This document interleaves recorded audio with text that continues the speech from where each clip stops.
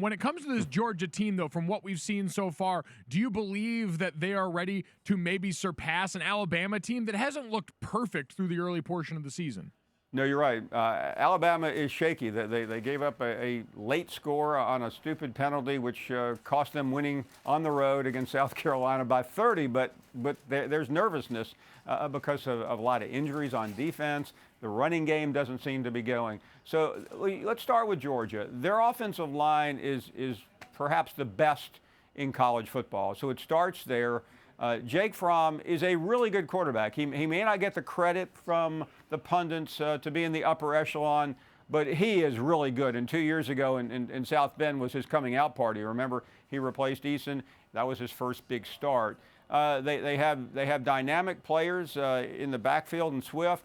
They have a young group of wide receivers, which they've had some attrition there. And their defense, especially the secondary, is quite good. I think Georgia is extremely complete.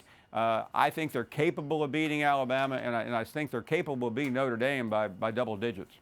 Paul Finebaum with us. Paul, let's move on to Florida State.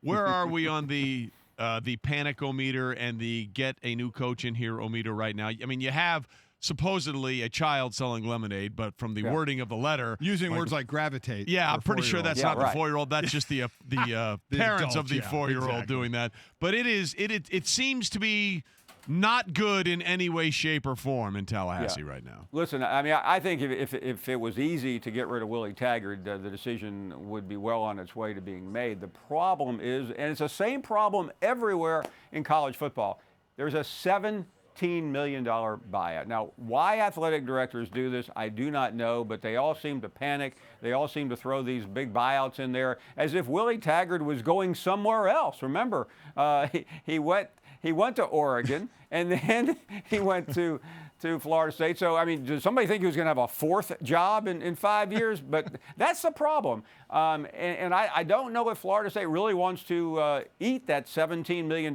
just to get rid of him. Now, should they consider getting rid of him? Absolutely. There's virtually nothing he has done right in 2 very short years. Last year was a disaster. This year they gave up that 3-touchdown lead to BYU. They beat Louisiana Monroe on a missed extra point in overtime, and last week they lost to a good Virginia team, maybe one of the better teams in the ACC, which, by the way, guys, is not saying very much. After Clemson, the ACC has nothing. You are so true about the buyouts. I mean, it's like, okay, yeah, where are you going? Maybe for $10. Let's fire I him. mean, yeah, exactly. I mean, where do you find 17 minutes? That's a lot of lemonade in Tallahassee. Yes, it is. We're talking to Paul Finebaum. Paul Finebaum Show on the SEC Network.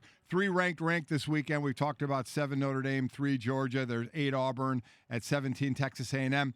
And then number 4 Michigan. Number 11 Michigan. I'm sorry, number 11 Michigan, number 13 Wisconsin. Wisconsin hasn't given up a point, albeit South Florida and Central Michigan. Michigan coming off the double overtime win against a Service Academy, which can always be tough. We know that with the option. But how big of the test is this for Jim Harbaugh and where he may go this season? This seems to be a monster game. You guys know me well. I'm never one to hit the hyperbole meter, but. I mean, this is a critical game because you know what's going to happen if Michigan loses.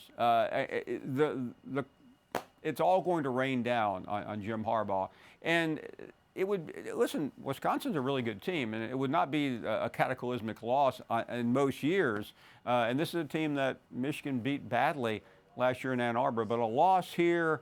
And you start looking down the schedule at Penn State, Notre Dame, of course, Ohio State at the end, and you start to wonder if Jim Harbaugh has a path. And I think the negativity will be his issue if he loses this game.